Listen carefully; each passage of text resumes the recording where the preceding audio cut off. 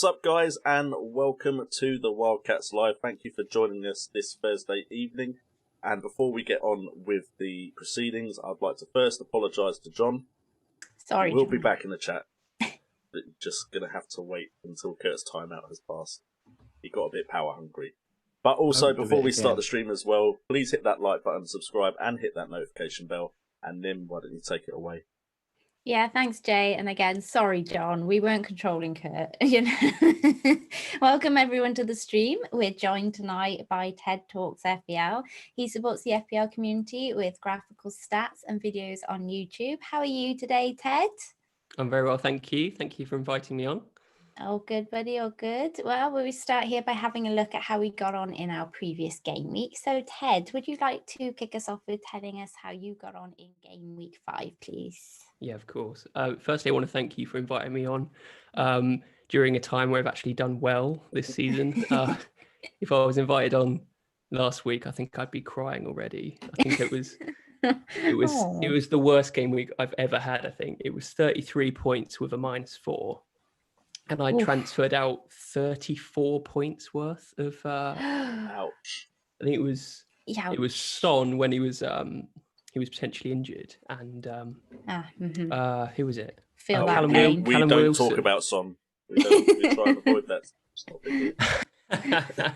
James Rodriguez to do that this week. Oh God. Anyway, so that move forced me into a wild card, and luckily it paid off. 80 points. Went from a 2 million rank up to a 1.2, so it's salvaging slightly. Nice. So in goal, Martinez. I think he looks like the set and forget keeper this season. Villa really good. They're conceding few big chances, even when like adjusting their numbers as if they had played like 5 games. So really happy with Martinez. I think they're like restricting their opponents to speculative efforts. So it's good for his save potential as well. So favouring him above anyone else.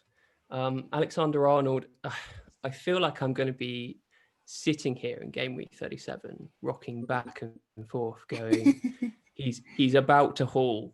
He's about to haul. Meanwhile, Robertson on 300 points, like kicking ass. And I hope that is the case.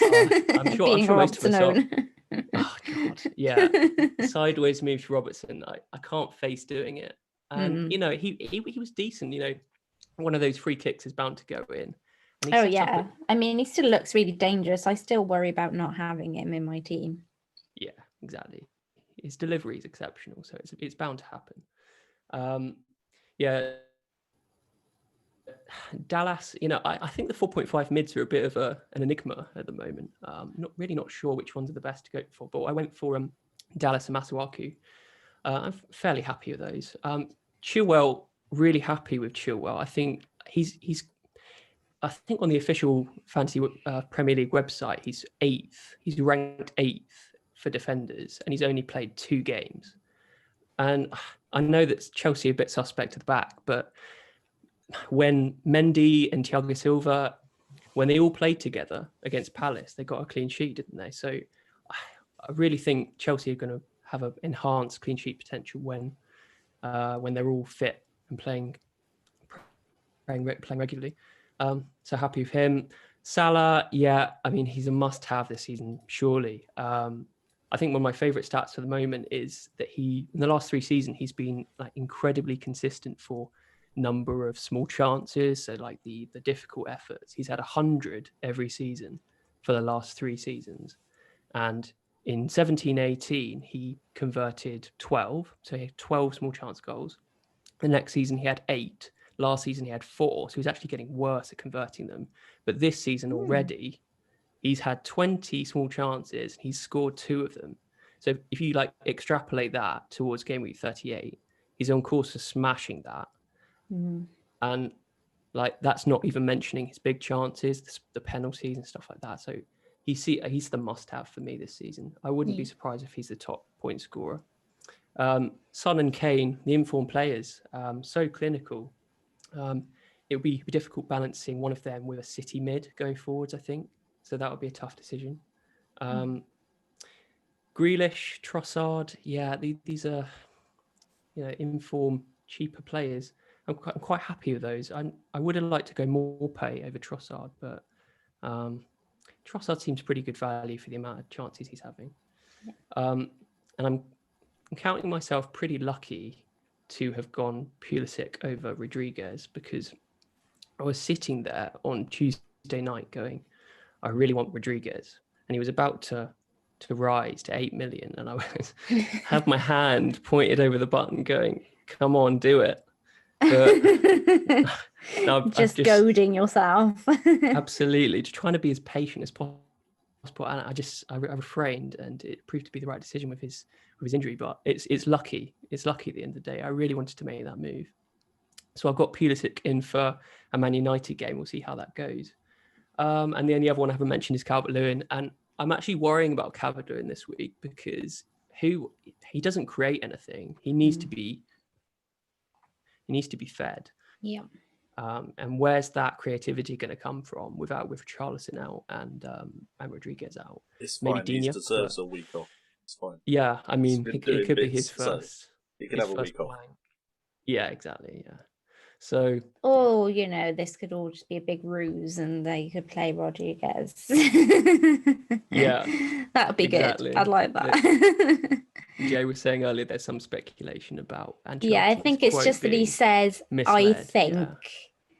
before he then continues his sentence, so I think leaves that element of doubt, doesn't it, that he's not entirely sure that he's definitely going to miss out on the weekend. So yeah, it's an odd one. We will see. It'll be interesting to see out of the people that do have Rodriguez whether they're starting or benching him or transferring out. And just quickly before we head to Jay, have you done any transfers yet, or what transfers you're thinking about doing? Oh, sorry, me. Yes. I am thinking I'm going to roll this transfer. Oh, nice. Because, yeah, I really wanted Rodriguez, but I mean that's made that decision for me. I think I'm happy with the team. I'll stick with it. Yeah. It's always nice to roll the transfer after a wild card, so you can have a couple of free transfers the following week. So I'm in a nice position. I need some I need to make some ground up. So I'm happy to be in a fairly strong position. Cool. Okay, thanks for that. And Jay, how did you get on? I mean, I did terribly. Can't believe the amount of players that didn't return like I wanted them to. I mean, Son, 26 points as the captain, just not good enough. I wanted a hat-trick. Werner, I've waited so long and all he could do was 2 goals, 1 assist. Calvert-Lewin, I mean, just 1 goal. Come on, mate. You've got the best underlying stats in the league other than, like, Kane and Salah. Ings got a goal. Salah, vice-captain made the right captaincy call. Seiss chipped in with some points. Martinez seems like Can we get transfer, some humble pie around here? Somebody, some humble pie. Just 87 points. It could have been so much better. I like the fact that Brett didn't put that I took a -4. So yeah, we're going with 87 points as well. Oh shit! I was rushing there. But no, we'll just... Yeah, the reason we're late this evening is because of Brett, bless him. So he's had a very busy day. He's had a very busy day. And yeah, it's just not good enough. So I've had to make a transfer. I don't have the luxury of rolling over transfer. With your 87 points. So I've already brought in Kane or Ings. Because I just want him for those next 3, and then potentially I could go to Aguero. The chat wants us to mute you. They don't like your sass. Well, guess who's actually controlling the stream? So I might just continue for a little bit longer, and we could talk about the underlying stats. Make things easy for people. Mute or time out everyone. So they get. I don't think you can time me out. I think we better take the power away from Kurt. I'm getting a bit worried about these timing outs. But yeah, all right. Seriously, it was a very good game week. Feel about as positive as I did with game week 1. So it's nice to go back to enjoying a game week. So I'm quite happy with that. Yeah, no, fair dues. You deserve it. But they could have done so much better. Oh, sorry. Okay. Kurt, how did you get on? Not good. Yeah. I had a stinker. Actually, this not week. good this time, or? Well, I got 64 points with a -8, so ended up on 56. I stick by my method of constantly making transfers because for the future the team looks really good. What were the transfers, Kurt? Which? Oh, hold on a minute. Which ones? Hey, John's back, by the way. Sorry, I don't mind interrupting, Kurt. John's back. John, welcome back, sorry. John. Just in time for its team review. Check the beginning of the stream, buddy. Perfectly timed. Now, don't do it again. That's all I'll say. Ignoring John. I've made 2 transfers apparently already. The 3 transfers for last week, I got rid of Gabriel, Rashford, and then last minute De Bruyne for Chilwell, Son, and Grealish. Okay. Yeah, Rashford was the one that really punished then, I suppose. But then I transferred him in for Son, who I captained, got 13 points. So it's sort of, I didn't really much change really. Son as a captaincy was a good, which is rarity for me because I'm rubbish at picking captains.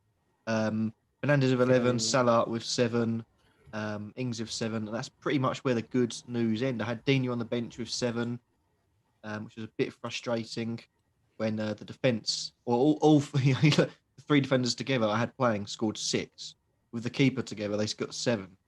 Ayling on 1, McCarthy on 1, Justin on 2, Chilwell on 3, So I've stuck to my guns and I've made another 2 transfers this week. I've got rid of Wilson and I brought Kane in. I had the money, so I just didn't want to take a -12, which would have actually ended up getting me more points, ironically. So I've made that transfer because I needed to reinvest the money. And I think if I wouldn't have done it, I think if Kane would have rose, which I think he did do, I would have lost out on that chance. And I really needed to get Kane in because the team looks so much better for it. And albeit, I hate following on the sort of hype train for players, but I got Kilman in instead of Justin because I'm not too impressed with Leicester at the moment. They had a good first a couple of games, but they've been sloppy since. They've been conceding goals. They've got a tough run of fixtures coming up: Arsenal, Leeds away, Wolves and Liverpool. So I thought I'd just get Kilman in, if anything, for the price rise, and hopefully he carries on playing. And you never know. You never know. It's a -4, but if Wolves continue the good form, he continues playing. There's no reason he should be dropped. He's performed well so far. It's a low risk move, isn't it? Yeah, exactly. And it's a -4, but I look at the next few weeks. Justin wasn't going to play, so it's more for the point of, well, if he's not going to play, I may as well get him in. And home to Newcastle, I've got rid of Wilson for the simple reason I don't think Newcastle look all that good at the moment. They look at the thing, they kick off 1 second in 0-0, thinking, "Oh, that's enough for us, lads. We'll try and take this." They look poor. So I think Wolves, at home, getting rid of Wilson, bringing the Wolves defender could be a good choice. Would be really ironic if Wilson now scores against your Wolves defender. Wilson That's assist, like the double Kilman own whammy goal. of punishment. It's written in the stars, isn't it? Anyway. Newcastle's fixtures don't look good, do they? Wolves, Everton, and then they haven't looked too good either. Chelsea, yeah. But well, with that as well, it also frees up a bit of money, so I could potentially upgrade someone like Mendy. I could potentially upgrade my keeper. But at the moment, it's just literally I've got 2 big spending defenders in Chilwell and Digne. I wanted another cheaper option to get rid of Justin. And I do think once they get fully fit defence, I think Justin's time will be up. So I think I've got rid of him at the right point. But poor week. Been a couple now that have been mediocre at best. But looking at my team that's going to be playing this next game week, it fills me with confidence, and it's not often I say that. Brilliant stuff. Brett, how did you get on? Yeah, not bad, but not great really. After the international break, I was kind of weighing up whether I should use the wild card. Mm-hmm. And anyone on a wild card was doing the no-brainer and getting Son and Kane in, so that was obviously very tempting. But because it was so unpredictable the first 4 game weeks, I was like, do I really know what the best team is to get right now? I could easily wild card for game week 5, and then all of a sudden the form guide changes and the Premier League continues being unpredictable, and before I know it, I've got a team that I don't like again. That was the worry. Do I really bank on Everton and Spurs? So I chose to basically do nothing until De Bruyne got ruled out and brought in Son. That was an obvious, easy move for 1 free transfer.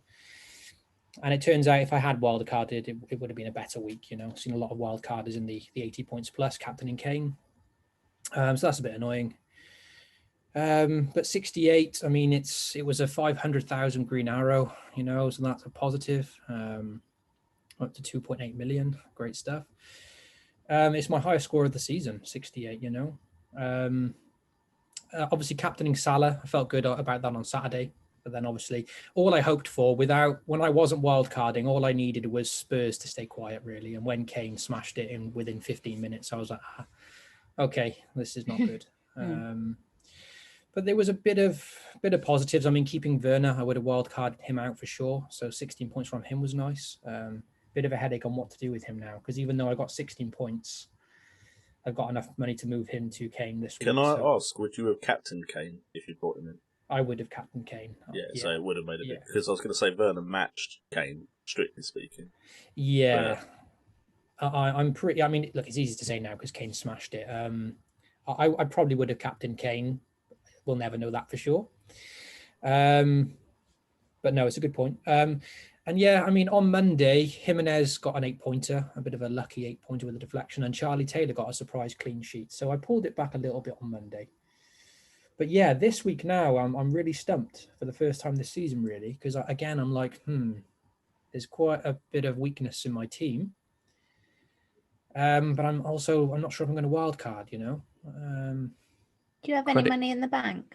I've got 2.9 million in the bank. Get KDB back. Can you do that? No, I mean, Kane is the key target for me personally. Okay. If I'm going to make a transfer, I was going to go maybe Barnes to Grealish, but I think that's probably unnecessary because I don't have Kane, so maybe he's the priority. Barnes scored tonight. So. And Barnes has scored tonight, which means I'm going to keep him in heel blank. Well, maybe not because I sold him, so there's hope. Okay, that's good. Yeah, one happy then. And my defense is so weak at the moment. You know, I've got James Justin away to Arsenal this week, Charlie Taylor against an informed Spurs, Mitchell, will he even start against Fulham? Ben Davis, terrible pick that was. He's not even in the team now. So I'd love to improve my defense and get like Sice in for the next 4 game weeks because Wolves have 3 home games. Like I think Newcastle, Palace and Southampton. Some good chances there for clean sheets for Wolves.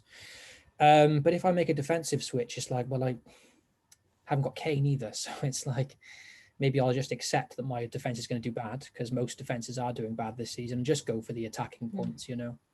Yeah. So what's your view on Werner? You've kept him this long, right? I have, mate. Yeah, I've had him since the start. I mean, credit to you for that because that takes some patience. Yeah, I guess so. And I was very happy to get Jay this. did that as well. That's why he's coughing. And you, Jay, come on. And I captained him on fan team, just for the record.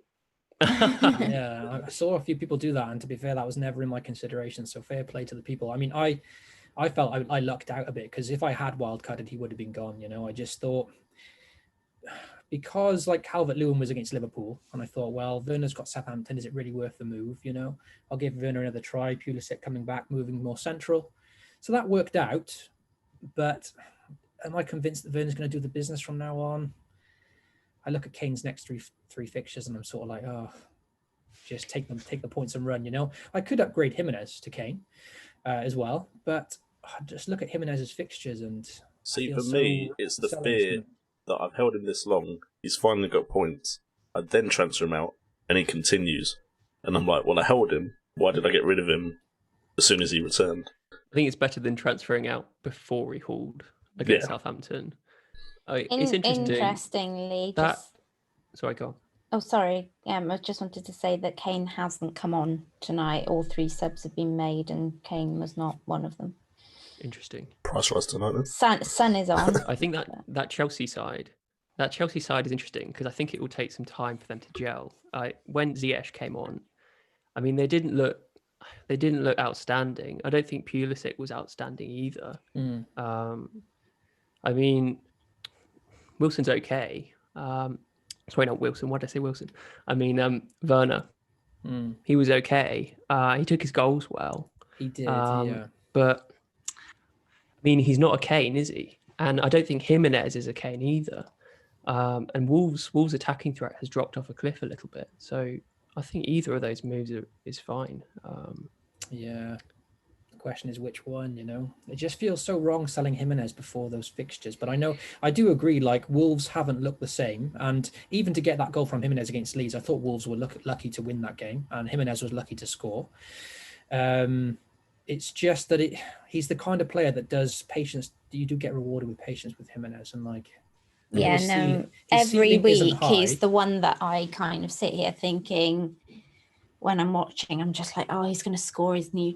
You just feel like it's coming every single match, and not owning him, that's really difficult watch. It's squirmy watch. Yeah, he is a reliable option. Yeah. The last couple of seasons, he's been exactly that. But do you not think the loss of Johnny, Doherty, like a fit trial rate, and Diogo Jota as well, like that lack of creativity is going to affect him? For sure. I completely agree on all points. It's just I get like drawn in by the fixtures on paper. And I know fixtures don't really matter this season. Like all the big teams are the ones conceding most of the chances at the moment. It's just when I see Newcastle at home on the screen on my team and I see Palace at home, and I know I get drawn in by that a bit too much rather than looking at how they're playing and stuff, you know. So maybe that's a flaw of my own. But Kane will probably come in with one free transfer this week. See now, Ted, this is what we were trying to avoid.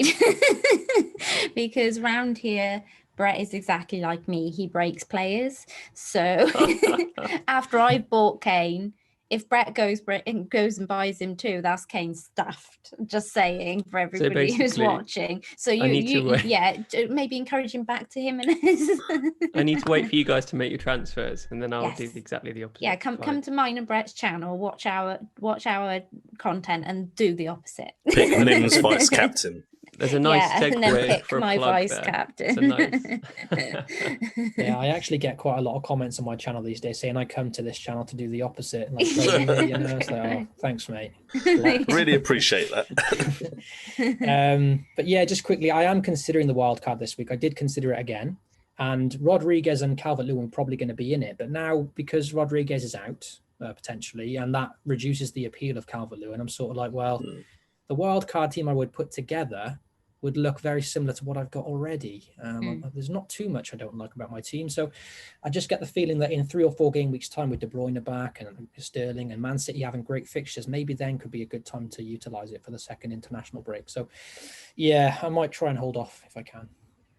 Cool. But yeah, 68, 500,000 places up. So it's a positive, Yeah, that's good. Well, it was a green arrow for me for once as well. Rare, I know. Got 69 points, so just one more than Brett.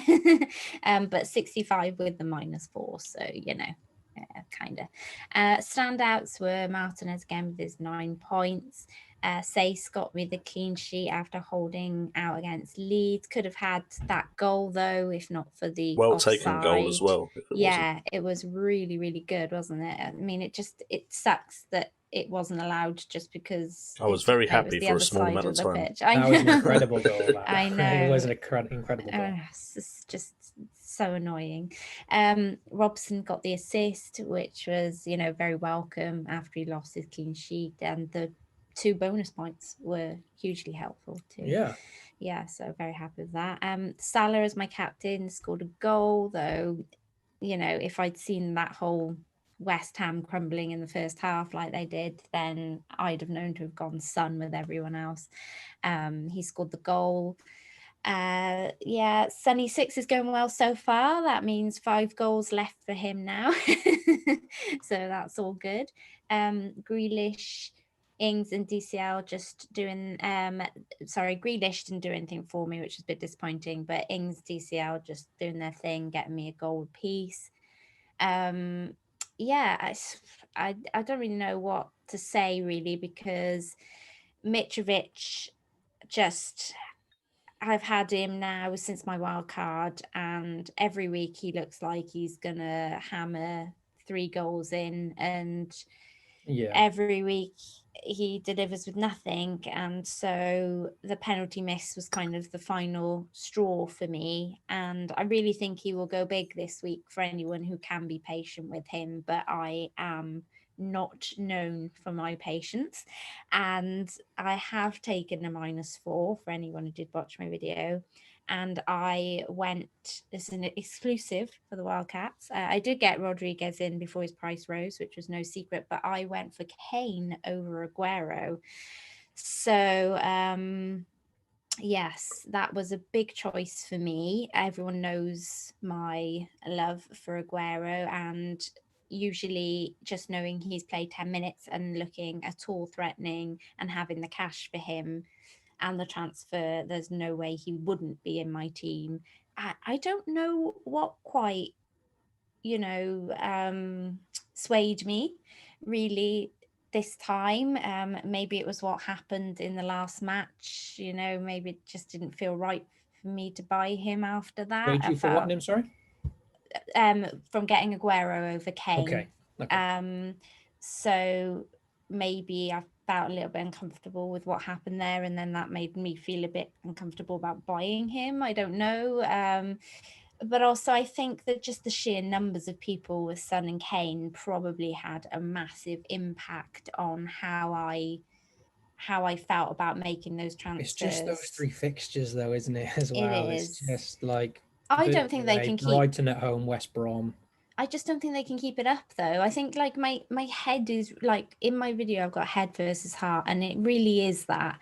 But like in my head I'm going Kane, like he's the sensible option. But then like in my heart, I feel like they can't keep that level of like just absolutely smashing it up every week. At some point, there'll come a team, even if the fixtures look fantastic, where they'll be stumped by a team. You know, West Ham showed that in the second half. It's just they didn't show up in the first half.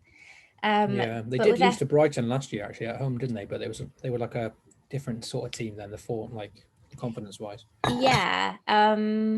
Good question here is, do you think that Bale will enhance or negatively affect Son and Kane's returns? Because I personally think he's going to hinder it, because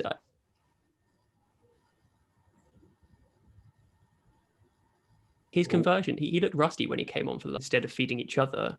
Then maybe he's going to start missing more than they will, because Son is so clinical. I mean, they both are.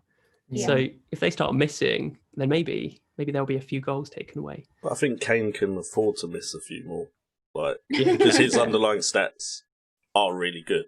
They suggest that even if there is some regression, Kane's regression might not be as harsh as Son's. Son just seems ultra clinical right now. Yeah, I agree. Yeah. Yeah. I mean, with Kane, I think we've waited like 2 years for his stats to actually be good, to actually get him. So as an excuse to buy him. So why not buy him?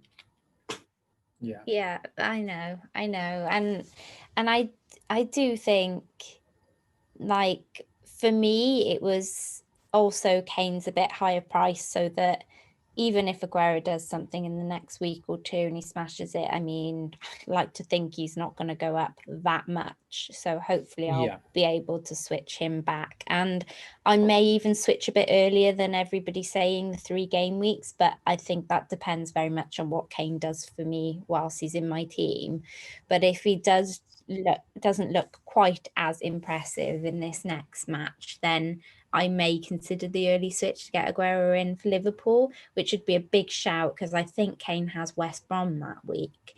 So, you know, that would be massive. So we'll see. Have you had a dream? No. I'm just saying, like, that's a big shout. It sounds very dreamlike, doesn't it? I think so you're not telling us. That's why I'm getting quite appeal to Kane as well, because it's like, it's not like you're kind of shoehorning like a big hitter up front into your team, because he's such a convenient move to Aguero then in like game week 10 potentially, you know. Yeah. So I don't mind even having him up there. It does feel very like I think I said in the last stream, feels all very like Aubameyang to KDB when we all had Aubameyang and we said game week 3 then moved to KDB. That's the only thing that worries me, because neither of them did like it's not always as convenient as it looks ever. Exactly. Cool. Okay, then let's get a wiggle on with the questions. So note any questions that you want for the quick fire round in the chat, please, people, and Brett will note them down. But our first question this week is from @Mctavius. He says, I was messing around with potential wildcards to see if I wanted to play it. At one point, it said too many players from Aston Villa. Am I playing this game right?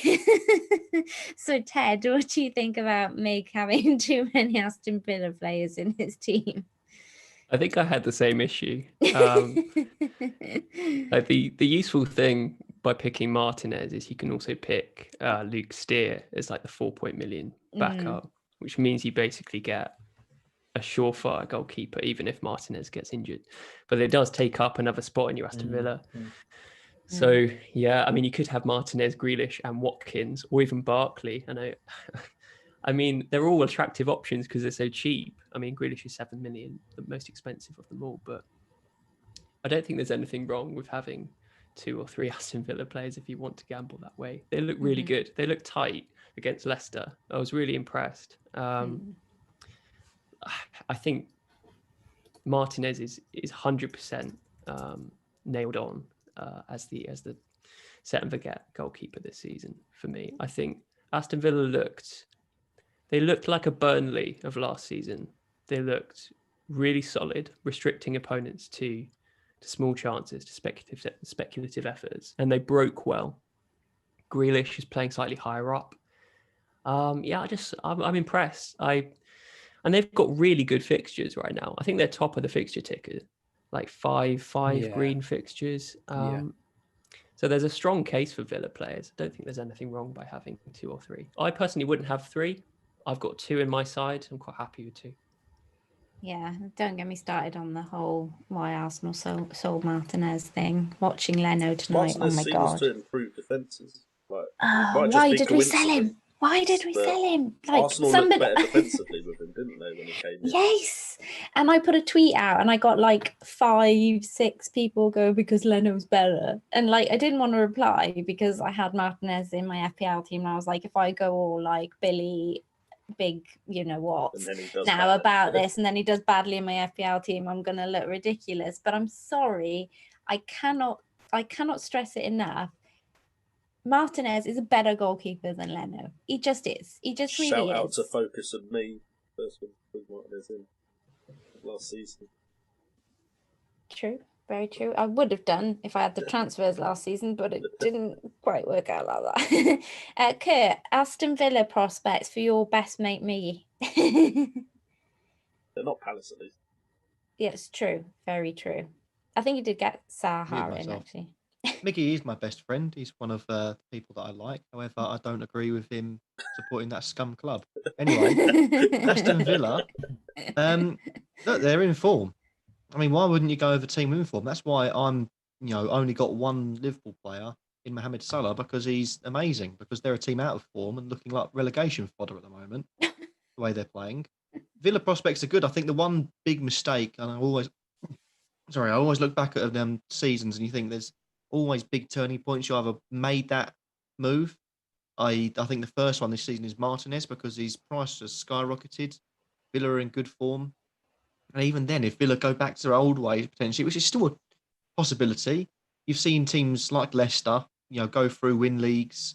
You've also seen teams start so well, i.e. see people like Timu Pukki, and then just absolutely crash off the face of the earth. I think even if he goes back to his Villa go back to their old ways, he's it's safety and safety. At the moment, he is both.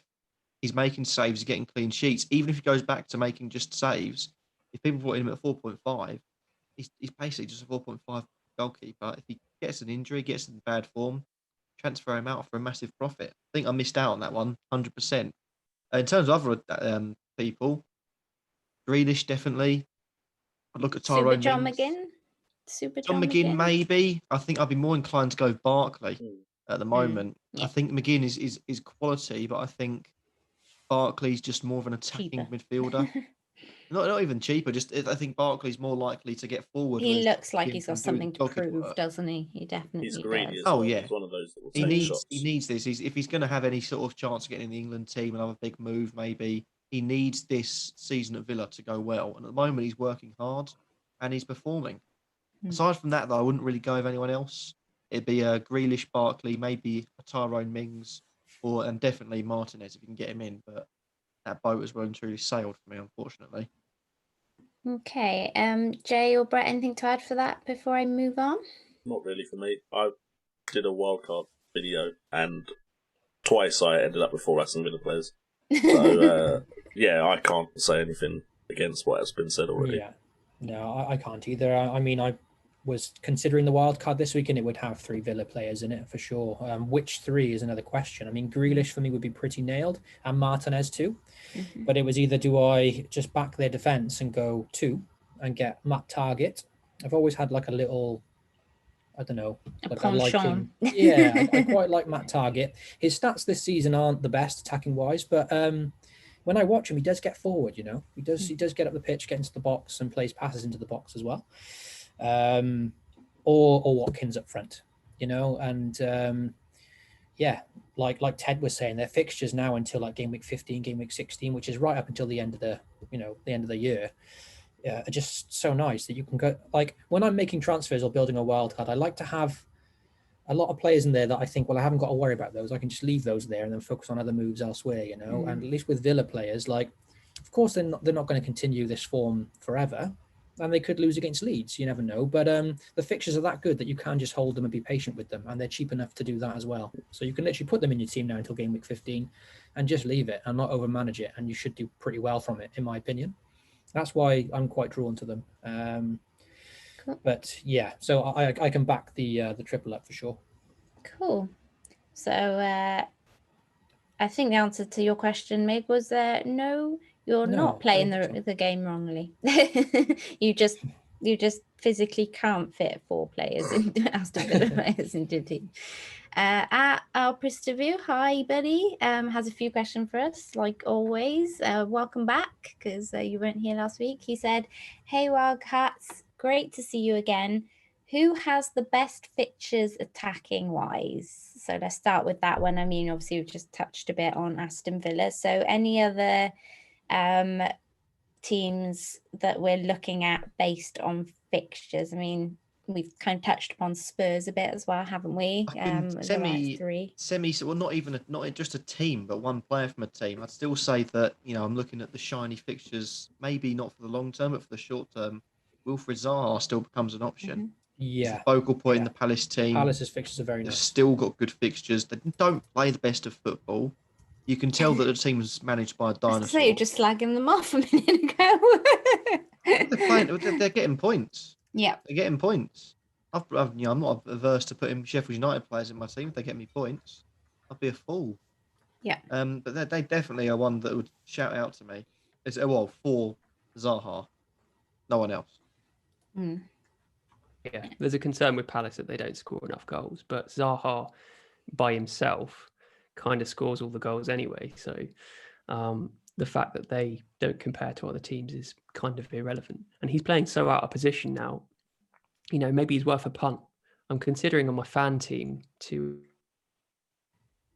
change Rodriguez for him just for a short-term punt, but their fixtures do look really good. I think the only difficult game they've got in the next 6 is Wolves away. Yeah.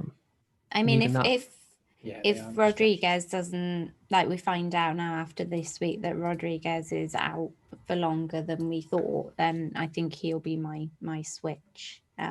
Although tempted by Trossard, although West Brom will have been gone by then. But yeah, I think probably Zaha. I mean, Brighton's fixtures still aren't too bad after that, though. Like, they have Spurs, but then it's Burnley, Aston Villa, then Liverpool, of course, but then Southampton. Yeah, no, exactly. And Brighton look good going forward. Yes. I know I've always said I'm not a fan of their striker up front. I refuse to say his name now. I just don't want to talk about him. But Trossard is good. Lamptey's good. They've got some 4.5 million midfielders as well that I like the look of if you're looking for budget players. But I do like Brighton's fixtures. I'm a bit concerned about Trossard. Owning him myself, I think he just tends to shoot from far out quite a lot. Even his goal against Chelsea was a screamer. Long shot merchant, a bit like Philippe Coutinho. Yeah, but when it works, it can... Like, I never got on with Coutinho. I always picked him at the wrong times when he couldn't convert those chances. But then when I didn't have him, he seemed to score them all the time. Don't know if that's just a perspective thing, but I do look at Brighton's games and think Trossard could do well in them. Definitely, yeah. Yeah, another shout could be West Ham. As silly as it sounds, but having watched a lot of their games just purely for the West Ham Clips Twitter, it's absolutely hilarious. Well worth a shout, by the way, anyone. They just seem to be attacking so well. Granted, they had 30 minutes against Spurs where they forgot to play football. And they were on the pitch thinking, how do we do this? How do we do this? And suddenly, second half, it clicks, being like, yeah, we remember that goal. We're meant to score the goals, not concede them. Sorry, guys. They've done well. I think West Ham have done really well. 3 goals against Spurs, 3 against Son Leicester. has just scored, I'm hearing in the chat. Nice. 4 against Wolves. They could have got more against Arsenal. They should have scored against Newcastle. Hit the woodwork 2 or 3 times.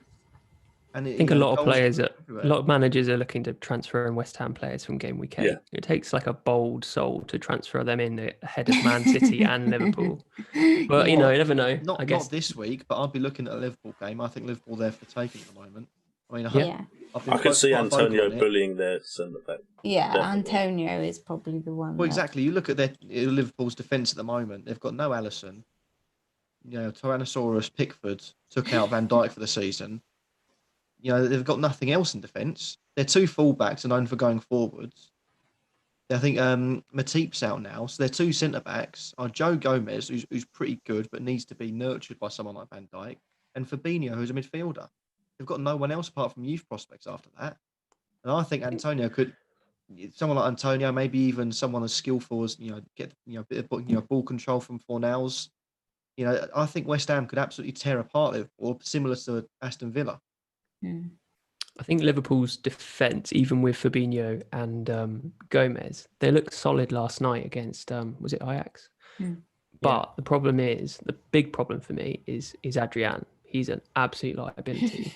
I used to like him when he wasn't that bad before. I'm sure he wasn't. We put Adrian in the Dream Team stream today. The chat voted to put Adrian in goal. I know. I know. Sorry, what? What do you think? I think I saw something come up the other day saying it was like 5 or so years ago with that shootout between Everton and West Ham, where Roberto, I think, was it Roberto or Joel, missed his penalty, or it was saved by Adrian.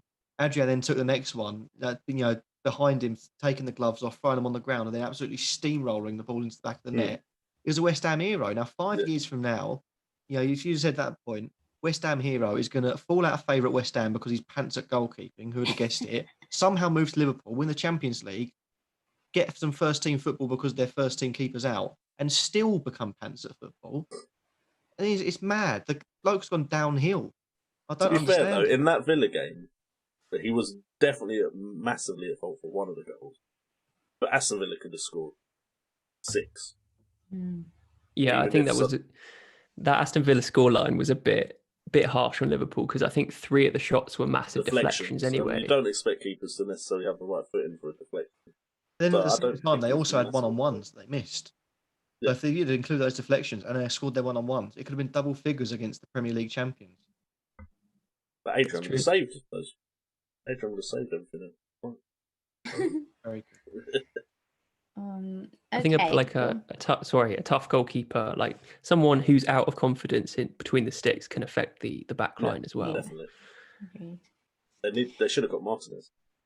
I just think this week, at home to Sheffield United, it's still a good week to have Liverpool defenders for sure. I'd say this is the game week where you watch the game. Yeah, you watch this game. If they still look poor defensively against Sheffield United, then we should all worry. Yeah. RP also said, why can I understand anything this season? I'm assuming you meant can't. But either way, I don't know, buddy. I don't know. But keep asking us questions that we might have answers to. Okay, FPL Fluffy, love that name, would like to know our thoughts about Manchester United, Rashford or Bruno. So quickly, guys, on this one, what do we think about Rashford or over Bruno? Go on, we'll go to you first, Ted. Come back to me. I did an animation on this the other day. Brilliant. Okay, fantastic. Okay, then Rich, Brett? I can play that? No, I'm joking. I don't have it. Yeah, don't set yourself up more work. We don't need to see that concentration face. What about you, Brett? Rashford or Bruno? Yeah, I mean, I really like both options. I do. I just feel like with me, if I was going to use a wild card or with transfers, they're just not on my radar at the moment personally, because there's just my attention's towards other teams at the moment, especially with, because I haven't got Kane and De Bruyne might be back, I keep getting, my attention keeps going elsewhere. Yeah. Same. And because United, even though I like Rashford and Fernandes, because they haven't been that great so far this season in terms of a team, there's a bit of negative atmosphere around there. And I just think, maybe that's one team I'll just forget about for now. I won't worry about them, And even though I love Fernandes as a player, and the goal he scored the other last week or whatever was incredible. And he could have had like a hat trick because he missed a penalty, and he had another amazing goal ruled out for a really close offside as well. So that would have been a hat trick and an assist for Fernandes. And this is a player that I was like, he's on. If he's going to get penalties, I'll leave him out. Yeah. So it could have. He was in my team at the beginning of the season. It's like. He went out on my wild card. Yeah, and when he missed that penalty, I thought, great, highly owned, popular player, missing a penalty. You love to see it. And then obviously he still ended up in like an 11-point haul or something. Yeah, love both players, but like I said, they're not playing the best. The fixtures aren't great, but I can't fault either choice. I think they're both really good options. And Rashford, playing up front, there's no Martial suspended at the moment. I think is Greenwood injured or maybe. I think Greenwood's I heard, yeah. reprimanded. It wasn't an injury; it was just a behaviour. Apparently, he's late for training and stuff like that. So that was like my one good move last week, was selling him for Son as opposed to Barnes for Son, because obviously we have no idea about Greenwood. So. Like I could say Chelsea, you look at the FDR and you think, oh, Chelsea, tough fixture, but Chelsea just cannot defend at the moment. So could be a big score for Rashford this week and Fernandes, Yeah. I can't fault either option. They're just not on my radar at the moment. Worrying because most of my mini league own them. It feels like a lot of people outside of the Twitter community still own them. Ted, yeah, and they're they're just a heavily popular team for fans as well. So United are always popular because they're such a popular team in real life. True. So all the fans want them in the team. So yeah, no, good point. Ted, do you want to give us a lowdown on your stats, buddy? I will try and make it too boring. Yeah, I agree with Brett to some extent. I think they're a bit of an enigma at the moment, Man United. They had that terrible defeat to Spurs, but they did have a sending off during that, which probably affected their confidence somewhat. But there was a bit of atrocious defending. But since then, they've had a couple of goals against Newcastle and in PSG as well. Huge win that. Yeah, what a boost. So that's going to inspire them a little bit. They're always going to want to bounce back from a terrible defeat like that. So having Fernandes or Rashford, it could be a shout. But as Brett said, the fixtures aren't great. Chelsea at home, Arsenal at home, Everton away. It's pretty tough. From Gameweek 9, they've got West Brom, Southampton, West Ham. That could be a chance to bring them in. Yeah. But so Fernandes versus Rashford, 3 big chances to 2 big chances, but presumably Fernandes' big chances are from penalties. So you're relying on penalties for Man United, which may not be a bad thing. They got so many last season. I know. In the Champions League, they got Fernandes, really as you'd probably expect. Yeah, it's uncanny. I don't know if maybe they've had extra penalty classes with behind the scenes how to win penalties. Diving classes. Diving classes with Tom Daly. Yeah, I think Fernandes is more creative, but I think they're both pretty good options, like on paper. But I wouldn't bring any of them in until Gameweek 9. I'd say, just because of the fixtures and the uncertainty about the team's form themselves. Yeah. Like Brett, if you could get through to Gameweek 9, that feels like there's a fixture swing for a fair few players there, City and United, and that would put you on a step further than some people. I regret using my wild card when I did. I really do. So, anybody else to add anything on Rashford or Bruno? Because I have another question from Fluffy. If not, Bruno, he's just world class. I worry that Rashford could go off the boil. I'm still waiting for Bruno Fernandes to hit that time where he stops returning points. Yes, it's not every single game week, but he's returning points regularly for a very long time now. I've been considering how I could bring him in if I feel like I need to. Yeah. Do you worry about Fernandes with Van der Beek playing? Because he tended to drop back when Van der Beek came on. I'm not. I mean, is he going to start? I would worry if I felt like Van der Beek would actually be a starter.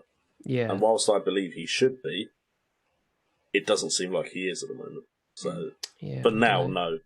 But worth watching. Yeah.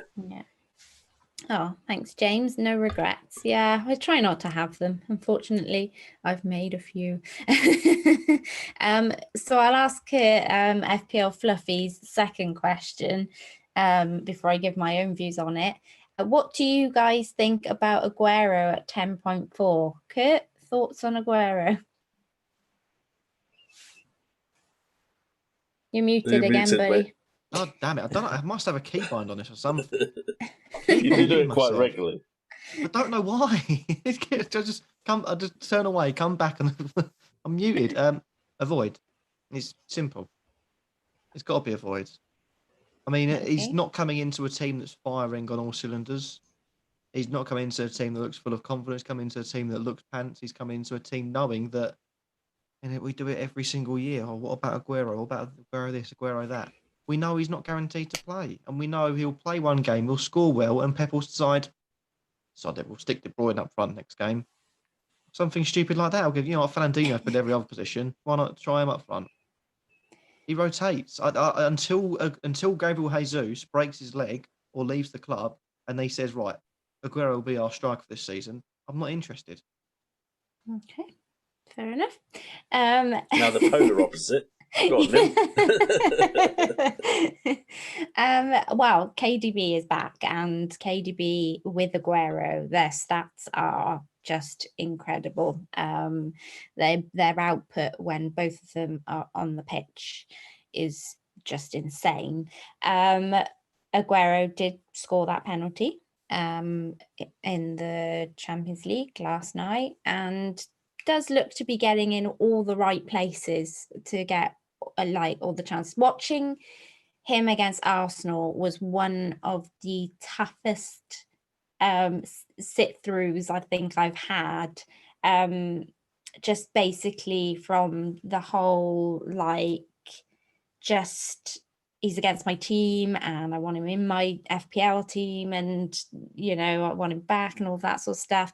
It was just a really tough watch for me. And I mean, whether we go into the whole debate with what happened situation, but besides all of that, FPL wise, I think he's a great asset. And I genuinely think had Kane not be as consistent as he has been and have hauled as big as he had done, there just really wouldn't even be a thought process in my mind. He'd already be in my team. So that's kind of where I'm at with it, because I just think that he is just one of those players that, and I know Jesus is going to be back sooner, I think I heard on the grapevine, than what we thought he was going to be, but I still think that's a couple of weeks away. So yeah, I mean, whether the problem with me having done it the way I have done with the whole Kane until possibly game 8 or 9 is that I am running the risk of games running out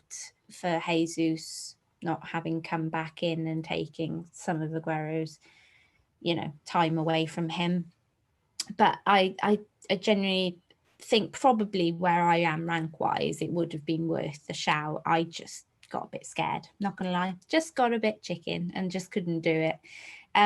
Anyone else want to chip in on the Aguero thing before we move on? Yeah, I mean, a lot of people last season used him as a massive rank booster. They jumped on him when he was injured, and there was talk about him coming back. They jumped on him and captained him, and he hauled. So he's perfectly capable. I was one of those people. It's not just basically because I'm in love with him for being a woman and being in love with him. It's because he always does well for my FPL team as well. It helps. Absolutely, he's a bit of a legend, isn't he? So yeah, we all know what he's capable of. It's just about getting him at the right time. Yes. And is this the right time?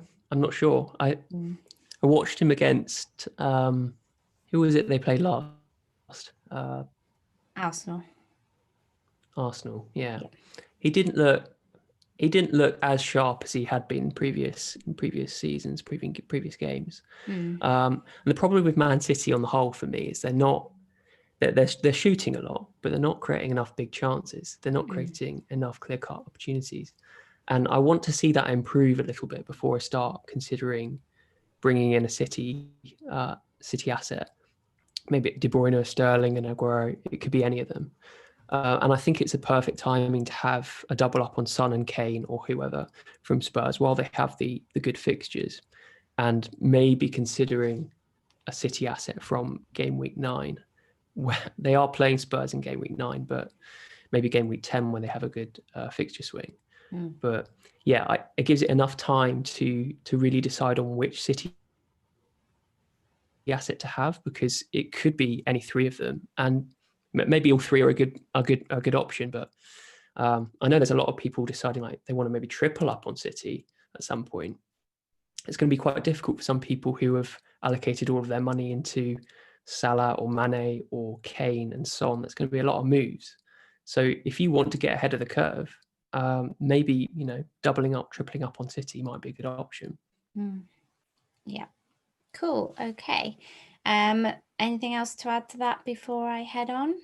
Just really quickly. I was happy to wait on Aguero, and I probably still will. But obviously seeing pictures of De Bruyne back in training, I'm sort of like, De Bruyne's back already. And that really increases the appeal of Aguero for sure. And I don't have any City cover now. So that, that's quite scary. So that Neither was do I, another but thing. I feel like this is the safest time possibly there has been ever to not have City coverage. True, there is that. Because with their fixtures and the fact that everyone's gone to Kane, Son, Salah, Mane, this is a time when we can watch them, wait and see if there's something we can pick up on, and then move for those Man City assets. So I don't have any City assets, and I'm actually quite okay with that for now. Yeah, it's this West Ham fixture. Now, I was relying on West Ham to produce their good defensive numbers going into the Spurs game. I was hoping they would kind of show that. Man City head-to-head against West Ham, like Man City always turn West Ham over. They always turn. They like 4-0, the pitch. 5-0. Because it's quite a wide pitch, they quite enjoy playing on it because you can create a lot of space. So this, because I've been making my video and always thinking about Kane, and I haven't really considered getting Aguero this week, but it is West Ham. It's a good fixture, I think, for Man City with De Bruyne back. If he's not back yet or on the bench, I won't worry so much. But once he comes back into it, then Aguero is straight in the mix as well. I would be well, Jal, if you got There's also a consideration here that Fernandinho is out injured, isn't he? And when he didn't play last, De Bruyne took up a deeper role in midfield, which was quite alarming. Yeah. I don't know whether this Man City team is being affected by David Silva leaving or. I just think also Pep has checked out a bit mentally. I do feel, and I think I mentioned it last season, is that I do feel like he's felt like he could do everything he could possibly do with City now. And whether or not he means to impart that upon his players, I do feel like there's a sense of that already at City. Like it's not quite as important to be the very best of the best anymore because we've achieved it. This is also the longest he's been at a club, hasn't it? So, yeah, and I think Champions League is his main concern now. Agreed. Okay, so at Casper Donau asks, does Kane have such a high ownership that it's almost certain to hurt your rank if you don't own him? I mean, I think we can probably all give a one-word answer to that. And if he doesn't score points, then no. Well, yeah, but otherwise... But otherwise, it's a pretty darn big yes, really, isn't it? Is that the same for all of us? I mean, I'd be surprised if anyone says much different. What's his ownership level? 35%, something like that. I was just going to go check that now. It's not massive. So I think it's very high in the top 10k, but of course it depends where you are. 36.5. 36.5, yeah. So it's not as massive as maybe Trent Alexander-Arnold or no. Son is 46. Salah's 46. Calvert-Lewin's 56. Trent Alexander-Arnold, he's also 36.5. Exactly. It's going to hurt your rank. But it won't be so as heavily bad. captained as well. Yeah, that's the difference. Is the captaincy. Yeah. Because as soon as it's captain, what to do on the captaincy this week with Salah and. I'm going Salah. Options. I think I've been on Salah since the beginning of the week, and I just can't. I haven't brought myself yet to make the switch, but who knows with me? Unless you dream otherwise, I'm on Salah. Okay, fair enough. Or if you and Brett both captain him, I might change my mind. If I vice captain Kane, if you vice captain Kane, then we might have to change our mind. Right, okay. Have you ever thought of just vice captaining someone really bad? I should really, shouldn't I? But that's the 1 week that I'll need the vice captain. You watch. Or 1 week Charlie Taylor gets a hat trick or something like that. That'd be really funny, wouldn't it? Imagine. Oh, I would love that. I should put it on a player that hasn't been doing very well for a while, shouldn't I? Should I vice captain Rodriguez this week? Just have him actually play. If you transfer him out, sorry, he's going to play. This is his vice captain. This is bringing back Shane Duffy triple captains for me. Oh God. Literally, Ted, it's hilarious. It's like whoever I've got like a curse. And this season it looked as if I had broken the curse for a couple of weeks, but it's back with full force. Basically, whoever I captain does okay. That I touch wood, I've been quite lucky. They usually still return, or like not all the time, but mostly still return. I've had a good show with them, but my vice captain always outscores my captain, always, literally without fail. So it's just become a bit of a thing. At least you're on the right lines. Yeah, well, yeah. At least it's one of the two picks. Yeah, one day it'll come handy. When I get lucky enough for that one time. Okay, at Alleviate would like to know between Kane, Son and Salah, there we go. Kane, Son and Salah, who's the better option to captain? So Ted, who would you go for out of those three? 100% Salah for me. Home against Sheffield United, he's got the best stats in the league. Kane is up there. He's keeping track of him, but and has had a nice rest tonight now. Exactly. Like I said earlier, like whether Bale is going to affect Son and Kane, and I want to see how if Bale gets a start next game, I want to see how that dynamic changes. And I just know that Salah's a good pick, so why bother speculating when I know that he's a good pick? I'm not going to waste any time debating whether anyone else is a better option. He's got the best stats in the league. He's got a home fixture against Sheffield United. Yeah, easy. Yeah, I think for me, with things going so badly as what they have done already this early season, it just always feels quite a nice, safe feeling. Just putting the captaincy there and just although in the last match he did make us wait for that captaincy, didn't he? He did. So Brett, it wasn't that long, was it? 70, I know it felt that long for you guys. 72nd minute, I think it was. It didn't feel long for me, but then of Well, course no, because I you didn't have didn't the captain captaincy on him. him. Exactly. But for me, I was like, why are they moaning? There's still game left. Okay. What about you, Brett? Still weighing this up myself, to be honest. All three, I mean, if I bring Kane in, they're the three that I would consider. I think they're the three that most people are considering. Yeah. For whatever reason, I'm probably going to put Son third out of the three. Not that means it's the correct thing. I've had it on Salah all week, and a bit like Ted said, it's just a bit of a no-brainer, really. At home to Sheffield United, they haven't kept a clean sheet all season yet. They're not the solid team that we were used to last season, and looking at Burnley's defensive stats, actually, they're not too bad. They're not conceding many big chances so far. Granted, they played a game less, but it's still on the lower side. So Salah is the no-brainer. But obviously, the more I think about it, I do get drawn to Kane just because of how he's playing, just because of how good he looks. And part of me is like, well, if it's not broken, don't fix it. Like Kane is like smashing it at the moment, like every week. He just looks unplayable.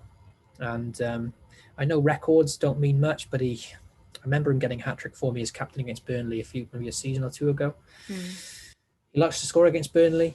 I don't think Ben Mee is quite fit yet, and they're struggling without him. And I read earlier that I think Eric Peters and Bardsley might both be out for this game as well. So positives there for Son, and obviously positives there for Kane as well. Look, it's hard to say. I'm probably going to go Salah, but I'm definitely drawn to Kane as well. So I'm sorry I can't be more definitive than that. No, that's fine. I think between the two myself. Kurt, what about yourself? Son did me well last week. He looks as if he's in really good form. So scored again tonight. Yeah, scored again tonight. He is on fire, isn't he, as well? The thing is that we can always look at fixtures, but generally, if someone's in form, you don't really want to go against them, do you? If this was Salah coming up against Burnley, everyone would be, well, it's got to be Salah. He's in the form of his life. I think same thing applies to Son. Okay, cool. Yeah, the two players out are the right backs Bardsley, and I don't know where. I think Eric Peters might play. He's a bit of a utility man these days, isn't he? He did play right back last time he played, I think. Yeah, and that's both on the left of Son's side, so he could profit from that as well this week for sure. And last why season, do I sense a 0-0 coming? It's 0-0. That means Son gets a clean sheet point. That's true. That's very true, Kurt. Part of the task is just owning all 3 players, isn't it? Yeah. You're going to miss out on a few points if you captain the wrong player and he doesn't absolutely go mad. But Burnley in the past have frustrated Spurs. I think they have been their bogey team. But it's not the same. As Brett said, some of their players are out and Spurs are on fire. So it's completely different. Yeah. So it's a difficult decision, isn't it? It is a tough one this week. It really is. On the Fantasy Football Scout website, the sponsor of this stream, they earlier on Salah was winning by a vast margin, and it's always nice to go and check there just to get a good idea of what the wider community outside of Twitter is doing. It's just okay. On paper, like normally Burnley away is a fixture. I think I'm not going to captain a player away to Burnley. It's Burnley. It's a tough. Burnley fight. haven't looked the same this season. Hard to break down. So normally it would be Salah all day. It's more just because it's so unpredictable at the moment. West Ham were showing good defensive stats. They got obliterated in 20 minutes, and it's sort of like you say, Burnley, they conceded 4 against Leicester. They conceded 3 against Newcastle as well. I mean, come on, no disrespect to Newcastle with that. To concede 3 goals to Newcastle is a bit of a red flag, No disrespect, but come on. This is not the solid Burnley that we're used to. A bit like Sheffield United. I can't work it out. On paper, I don't like Burnley away, but it's a different story at the moment. Okay, at Cyber Scenario says Man United train jumping now or later, considering they probably started to get in form. We did kind of touch on that a little earlier in the video, Cy, so make sure you check that out. But their next one is best under 7 million price bracket midfielder. So anyone want to take that one? Midfielder under 7 million. I think we kind of touched on Zaha earlier as an option. Trossard has come up a little bit. Although, is Zaha still under 7? I think he's 7.2. 7.1, 7.2. Okay. Yeah, he's quite popular actually. Yeah. So for me, it's Foden, I think still. Yeah. I was getting frustrated with him, so I brought him in game week 3 and had 2 blanks. But the last game against West Ham, he could have scored twice in that game. Yeah. Got an assist from the rebound from the goalkeeper. And at 6.6 to get into this Man City team, it's still a very good value. At least for the next 2 fixtures, I'm going to keep him. Yeah. And see what happens. So I've got him in my team. An argument for Jorginho at all on the penalties? It's not a player. Ted's shaking his head. He's like, nah, don't do it. I really, really despise picks just for the penalties. I despise it more when it pays off, isn't that basically what you're doing with Zaha? Touche. I despise it too, but I despise it more when it bloody pays off. And Jorginho gets 2 penalties, and then my mate who doesn't play FPL's got him in his team, and it's like I laugh when they bring them in. And then Jorginho is that kind of pick that all of us that are spending so much time on it are like, why would you pick Jorginho? I know. And then he goes and smashes it. Have we I've got a bit of a differential pick here. 4 nows at West Ham. It's happened again, Jay. What is Jay doing? He's unhappy because he was going to say 4 nows, basically. Oh, sorry. Every week. At least one question. Good answer. I usually have a list of players, and I'm like, this one's safe. People will mention these ones, but this one's safe. It's okay, Jay. You can say Bowen instead. I promise you won't. Barkley? Have you got Barkley written down? I don't actually. I don't. Let me make the case for 4 nows before Jay throws his toys out of the pram. They're already gone, mate. I mean, his stats are pretty good. 3 big chances, 1 big chance created, 4 small chances, 4 small chances created. All rounder. That's pretty impressive for a 6.4 million, 0.4% owned West Ham player. Could be a differential pick, probably from game week 8, right? Because the West Ham fixtures are pretty poor in the next 2.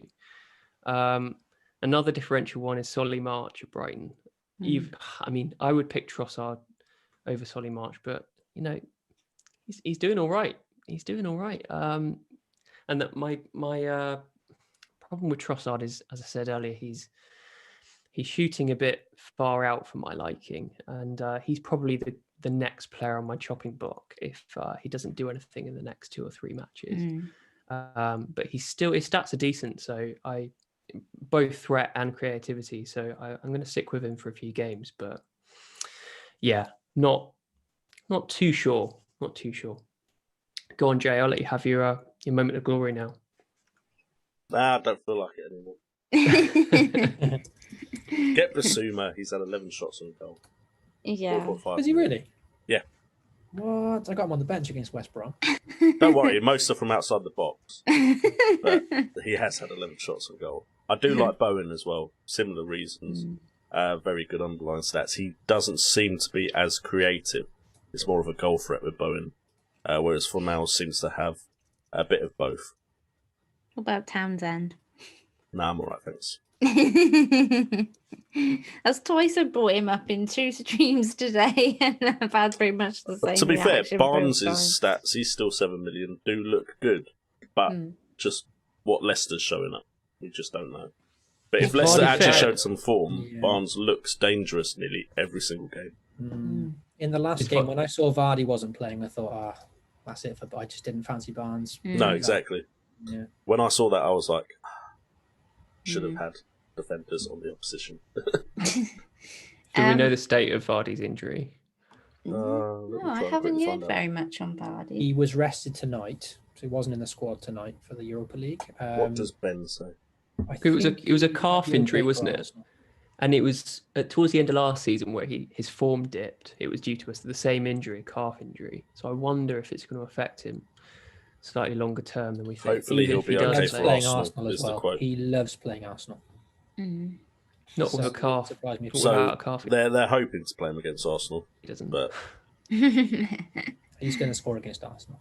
Even if he comes off the bench, hobbles, come off the bench for 1 minute, falls over and just dribbles off of his broken leg. Kassan puts a cross in, he's on the floor, it hits him and goes in. Yeah. The way this season is going, I would not be surprised. Okay, and the other question was, DCL hype train is over, or can we follow? So in other words, is it still worth getting on DCL? Thoughts, Brett, as somebody who's still holding out?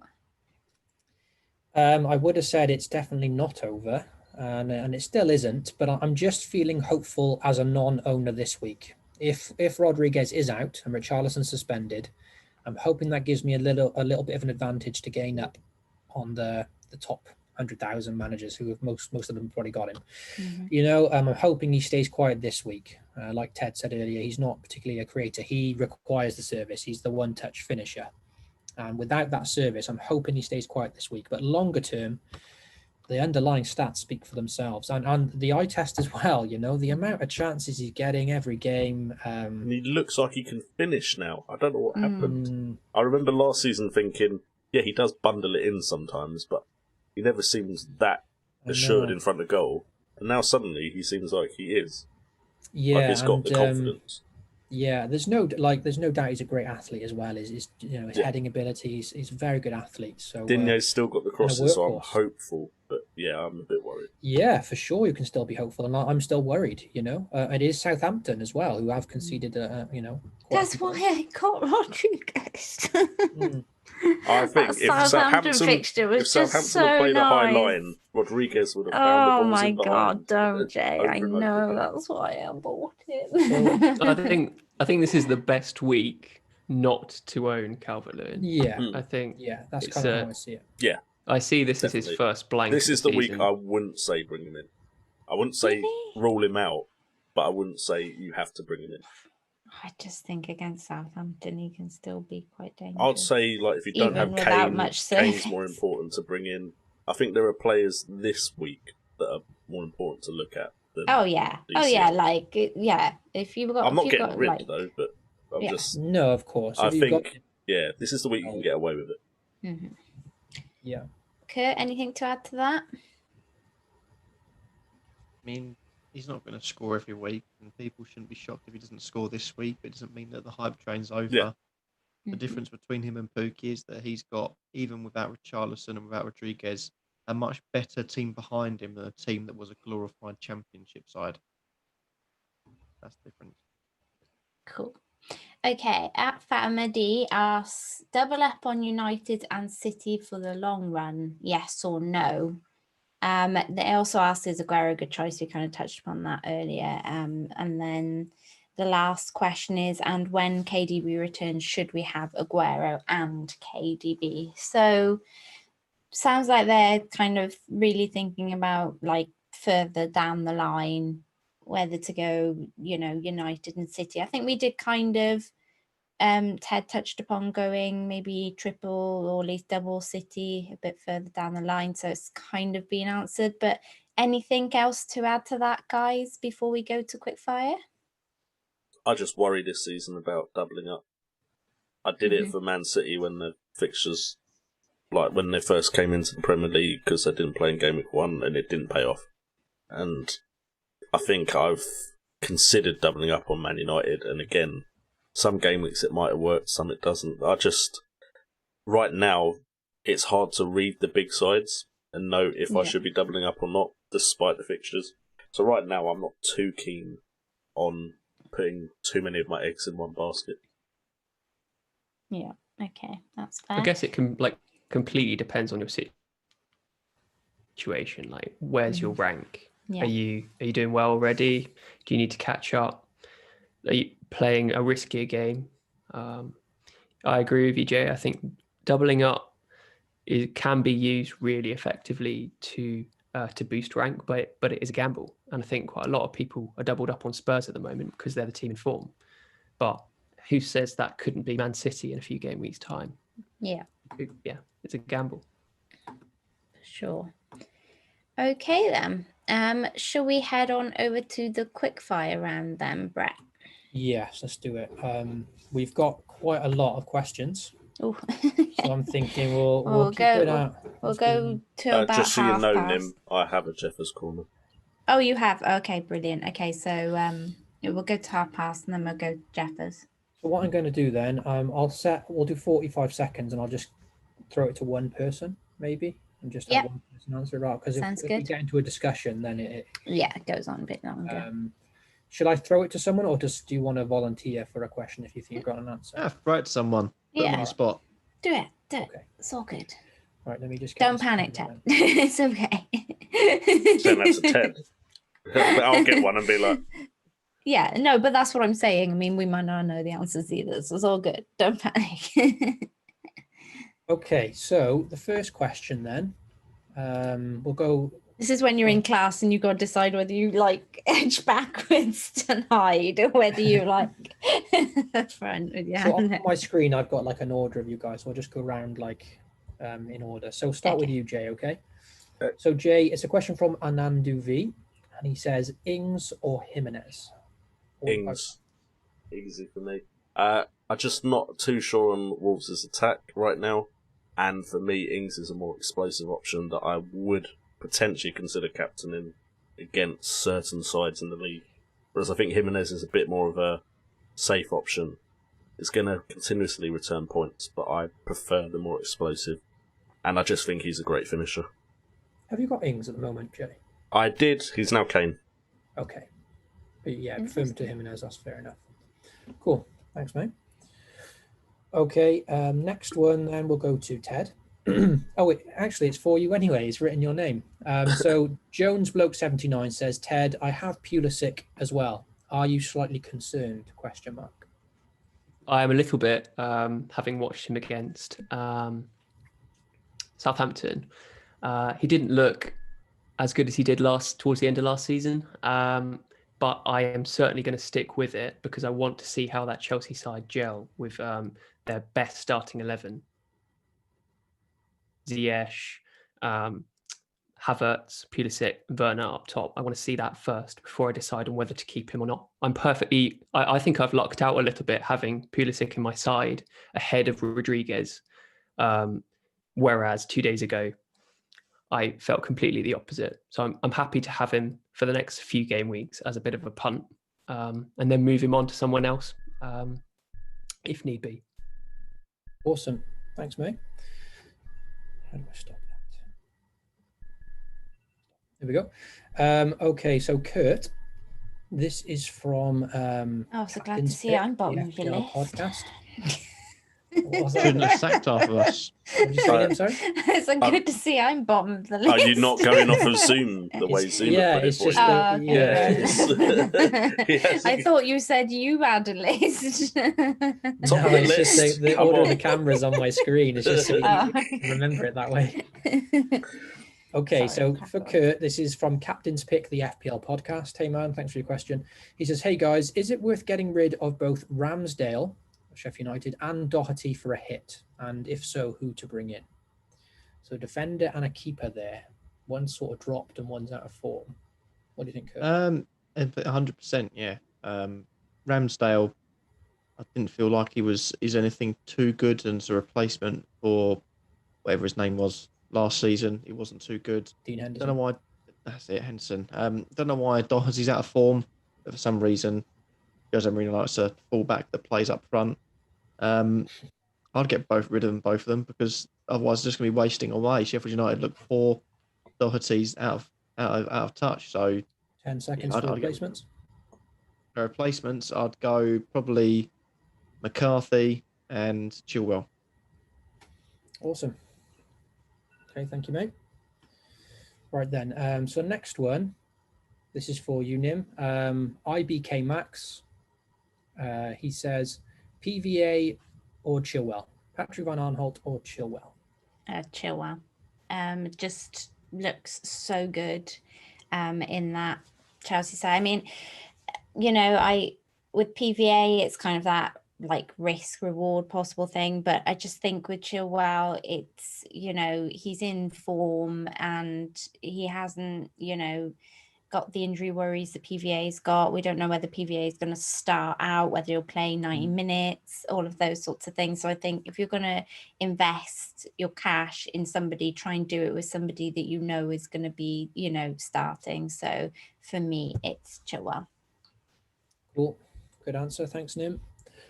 Okay, so we'll go back to Jay. It's from Mustafa Hassan. He says, I've got Chilwell, Saiss, Castagna and Ferguson. I've got 7.2 million to spend on a fifth defender. Oh, nice. I guess got no Liverpool, has he really? And I guess Ferguson is the one bench option, but he's got three, above 5 million defenders there. So with 7.2 million in the bank, who should he go for? Kilman, use that money. I don't know the rest of his team, of course. Yeah, but I don't know. Like, 3 defenders, I think, right now is enough. He's got 3 very good defenders. Yeah, he has, to be fair. So, as long as they're playing, I think quite easily just have playing defenders that are as cheap as possible. The problem with a lot of the good ones is they start to rise in price. But I think there's still options out there that are still 4.5 if you wanted to go to that. But, yeah, Kilman would be my shout, just because you've got 3 very good ones already. Awesome. Cheers, Jay. Yeah, I like Kilman. He's playing really well. And from what I've heard, it was off of someone else's stream. They spoke to someone that's the correspondent for Wolves, like some sort of correspondent for Wolves, that he doesn't think Kilman will be dropped unless he has some absolute sting for performance. That's the thing, yeah, because he's playing well, I can see the worry, but with some nice home games coming up and the way he's playing, well, apparently, Marcel can play centre-back, and of course Saiss is more naturally a centre-back. So it would be Vinagre, and I mean, the guy seemed very confident that Kilman will keep his place unless he does something really bad in the game. Cool, thanks, mate. All right, we'll go back to Ted. This one is from Ray Karashi. Sorry, Ray, I'm pretty sure I forgot your surname wrong there because I know you're a regular. Karashi. He says, evening, guys. Is it worth keeping DCL with the possibility of James out longer than expected? and Richarlison suspended for 3 games. Sort of touched on this a bit earlier, but he says possible wildcard in play for myself next week. So I know we touched upon it, Ted, but we got 45 seconds. Should he be worried about DCL without James and Richarlison? Absolutely not. Like, have to keep him. Everton are they're so in form at the moment, and they've got this refreshed side with Doucouré, Alain, and Rodriguez, the new signings. Like, they've got a world-class manager. All three of those, both aspects have made a massive change to that team. And DCL has clearly had a massive confidence boost, not just from the goals that he's scoring, but from the environment that he's in. You know, he looks like a different player. He for me, maybe a season keeper, depending on what price he got. I heard a buzzer. I have to stop talking now. Yeah, no, that's a great answer though. Sorry to rush you. Okay, so Kurt, it's from Brian. Hey Brian, he wants to know, is Phil Foden? It would have been great if he had got John's question, if John had left one. He says, is Foden a false dawn? Pep seems to be favouring Bernardo Silva again now. What I wouldn't go for Foden. Why not, Kurt? I mean, it's the same thing for Aguero. I mean, the reason I put players in their team is on my team because they're firing and because they're guaranteed minutes. The minute someone looks like they're going to be rotated, they're immediately out because I know they could not start. And Foden come off the bench for 50 minutes in the end. That means he's lost 75 minutes of potential scoring points time. So for me, if he's a rotation risk, which he looks like he is at best, it's a complete and utter no. Fair enough. With 10 seconds left, I've still got him, Brian. I'm okay with him now. I'm pretty happy with him, but I do appreciate Kurt's opinion on that. Certainly a rotation risk, but you know, it's not such a risk because he's a bit cheaper anyway. So an interesting stat with Foden as well. I can't remember the numbers exactly, but I think he had a big impact on the Champions League game just gone off the bench, and his stats for coming off the bench and having impact is actually really good. His goal involvement from the bench is pretty decent as well. So even if he does get benched, he's still got a good chance of some returns coming off the bench. Okay, so we'll go to you, Nim. This is from Nuclear Atoms. He says, is it time to just forget about premium or mid-price defenders and use all the money in attack? What do you think? I think there are still some defenders that we would class as premium that are worth some investment, i.e., you know, Chilwell. I've got Robertson, and I'm certainly not looking to drop him just yet because of his attacking return. Yeah.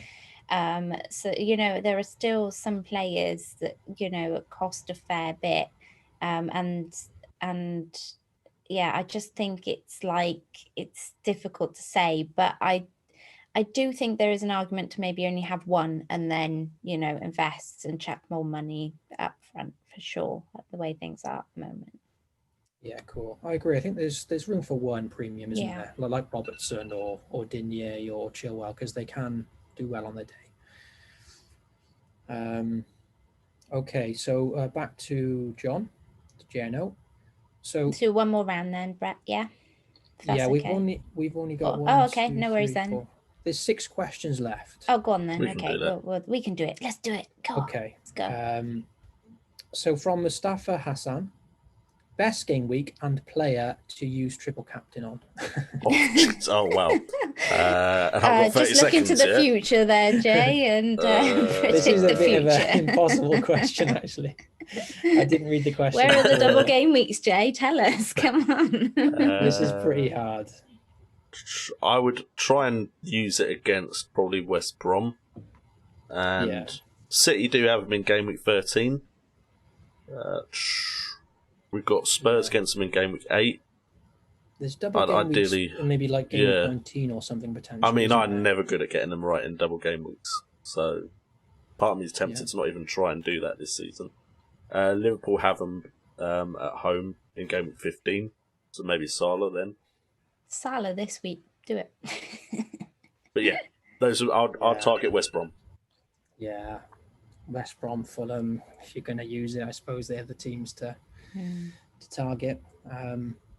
Tough one, that. Okay, so Michael Svedin, this is for you, Ted. He's got a double up on Salah and Mane at the moment. Ooh, he wants to know which one to captain this week. Oh, Crikey. Any interesting stats on those two, Ted? I know you like his stats. I do actually. They are actually forming a similar trend to last year, where Salah has a ridiculous number of small chances, and he converts his big chances better than Mane. But Mane tends to have more big chances and converts them less, but he converts his small chances more. So effectively, Mane gets into better positions and doesn't convert them as much as Salah. But that may be the part that Salah is on penalties. I think Salah is being more clinical on more difficult opportunities this year. So that sways it for me. He is the best player. He's going to be the top point scorer this season. So Salah for me for captain. Awesome. With 3 seconds to go. Thank you, mate. I love that. Okay, so for Kurt, Kev Mack says, I'm tempted to punt on Mitrovic. Oh, no, this isn't a question. Actually, sorry, I just wrote this down. So Kev Mack says he's tempted to punt on Mitrovic this week as captain. After his horror show last week, he wants to make amends. So I wrote that down because I was just going to say good luck with that, basically. Well, I sold him, so you never know. Come back and glow next week. Yeah, and I mean good luck with that seriously, you know. I don't mean it as like, I mean, like, mate, like, honestly, that's awesome. Honestly, he's got the best chance. He got the best chance this week with me having sold him. I mean, that's just freed him righter. I mean, better chance if you vice captained him, but yeah. Well, I can't because I've sold him. Otherwise, if I still had him, I might have done just. Oh yeah, actually, my last question: whoever Nim's vice captaining, triple captain. Yeah, true. Good point. Okay. Mitrovic is a notorious for like a tease, isn't he? He's a notorious tease. Yeah. He's a troll. He's third highest for goal attempts this season. Yeah. Ridiculous. It was like that when he was there 2 years ago as well. The amount of shots he was taking, you know. Crazy. Yeah, but it just hasn't gone right for him so far. Poor conversion. Yeah. Okay, so for Kurt, just quickly then, we'll do 30 seconds on the last three then. So Kurt, this is from Mustafa Hassan again. He says, best striker under 6.4 million. Brewster. What do you think of that, Kurt? 4.5 million. He'll get a bit of playing time. I mean, granted, I did say that, you know, previously I'm not going to pick players. They're not going to guarantee play time, but Brewster's going to be the third striker on the bench most of the time. Have a 4.5 million striker that plays occasionally. It's not bad. If he finds his form, then Jesus Christ. For the money they spent on him, you'd think he's going to be a regular now, isn't he? Once he gets into the team, he should solidify that place. They have got a lot of strikers there, but like you said, for 4.5 million, great option even if he's just on your bench as first sub, even, you know. Great option to have to come off the bench. Okay, cool. So, Nim, this is from JonesBloke79. He wants to know best midfielder at 6.5 and under. Kind of covered it a bit earlier. Yeah, we did kind of cover it earlier, didn't we? I just got to check who's what now. But I think Jorginho. yeah, like I said that earlier, didn't I? Don't say Saka. 5 seconds. Just say a name, any name. Trossard. Nice, just in time. Cool. Okay. Okay, that's it. That's all of them. Cool. Just wanted to say to John, I know you didn't actually ask a question. Don't panic. It's just that after Kurt timed you out at the beginning, I just thought it'd be quite funny if one of your questions had happened to be Kurt's questions if you'd asked one. Okay, Jay.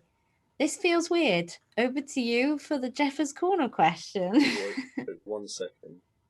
I just need to try and do something. Oh, okay. I'm a little bit worried. Oh, hey, FPL Elite. Welcome. Hope you're cool. Elite FPL. Oh, yes. Elite FPL. That's kind of become a running joke between us now, me messing that up. There you go, John. Just if you look in the chat, that's for you. And we'll get to Jeffers Corner. Spill my drink.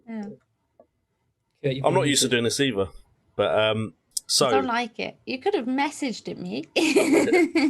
I could have done, to be fair, but I didn't want to ruin the flow. So Jeffers Corner, if you didn't know, is the part of the stream at the end where we answer a question that isn't FPL related, And Jeff, who has been a long-time supporter of the channel, gives us some very random questions that often get some strange answers from us Wildcats. And today... He gets an insight into our lives. Yes, exactly. And our minds, which is a bit worrying. Yeah.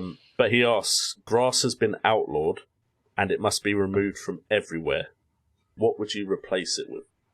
He means lawn grass, right? Take it however you want. This is where you get to know us. So if you want to answer it differently, fine. But considering it must be removed everywhere, take your pick. And I'll go to Nim first, just because I can. And she doesn't know the question for once. So go on, Nim. This is very true. Oh my word. Usually it's the rest of us going, we don't know what the question is, and then we get asked, and we have no idea. It's hard to know, like, whether I can replace it with another organic thing. So could I, like, replace it with daisies? I'm assuming so. I don't think you didn't set any rules. Like wildflowers, just so that there were, like, wildflowers everywhere where grass should be. I mean, that'd be quite nice. No, Kurt, Brett, come on. This is your answer. No, that sounds nice. Thank you. It's sounds just you're shaking your head. Don't worry. I'm shaking my head because I can't think of anything. It's Well, just the most random question I ever. was gonna say sand, but I thought that just gets everywhere. So let's go with wildflowers for me. Let's go to Kurt. Yeah, I was gonna say I can tell you don't do this very sorry. often. I was thinking of my own answer, so I wasn't ready to actually pass it to people. We're all being very quiet so that you don't pick us. Yeah. So Kurt, what would you replace grass with? It just sounds Do I need to mute randomly him? the way Do I you need to say mute it. him? What's he going to say? Well, first of all, As long as he can't make it about King Jong-un, we'll be fine. first of all, I would time out John Tyner. No, I'm joking. No, I'd just AstroTurf. Is that not allowed? No, I presume 4G that's allowed. Wow, carpet. but that's a lot of plastic, man. That's not good for the environment, sure. Yeah, but if it's not good for the environment, but you're not exactly binning the plastic, you're putting it to good use. It's going to get used everywhere. Good point. And you don't need to mow the lawn. Yeah. So It's as good an answer as any right now. it's better than replacing all of grass with daisies. I didn't say yours was a say. bad answer. You didn't have to pick on mine. To be That's fair, she was mean. put on the spot first as well. Come on, what's wrong with daisies, man? All right, Cool. let's Practical. go to Brett next. We'll let Ted have as much time as possible. As usual, I would love to think of a really clever, funny answer that would be fun for everyone. It's a bit of an eye-rolling answer. I'm gonna go opposite to Kurt. I'm gonna say solar panels. You know, if we're gonna replace grass, replace it with solar panels. Lots of renewable natural energy, and no longer need for fossil fuels.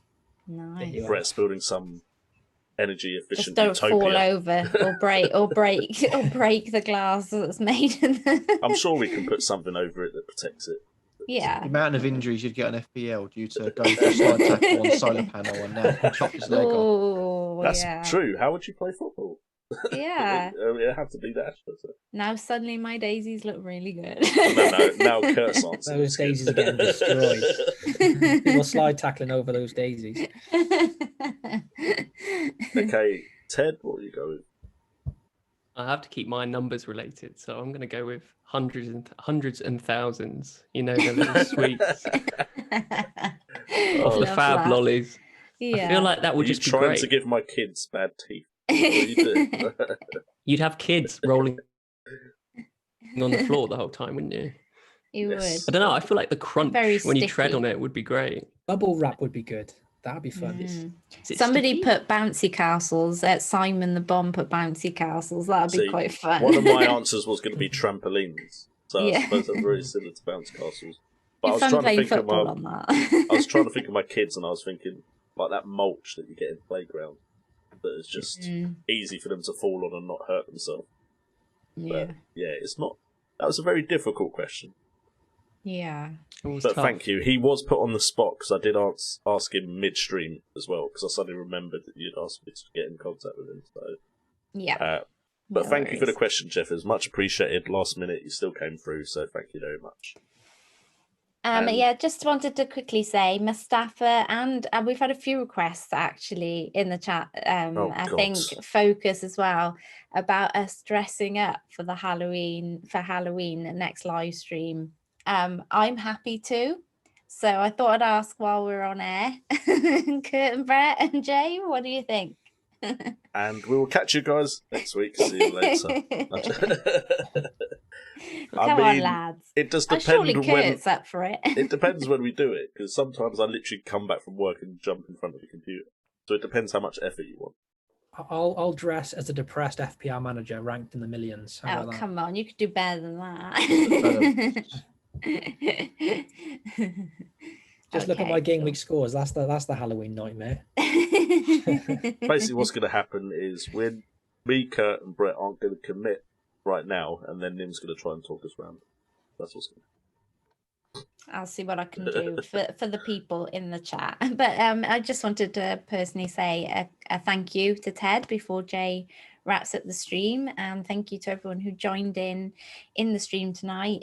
Please don't forget to head on over to Ted's channel, which Jay will tell you all about now. So cool. So of course, thank you, Ted. If you do want to go and check Ted out, his Twitter and YouTube links are in the description down below. Mainly focused on stats and graphics around those stats, some very interesting tables that you can look at to kind of put things in a much quicker and easier perspective to see than, say, your Optastats tables. So thank you so much, Ted, for coming on today. It's been a pleasure. You're welcome. Thank you for having me on. And of course, do also hit that like button, subscribe, and that notification bell. And if you want to stay up to date with when we're next going live, and when we also live stream on Twitch, do go check us out on Twitter at the FPL WildCats. Thank you so much for joining us, guys, and we will catch you next time.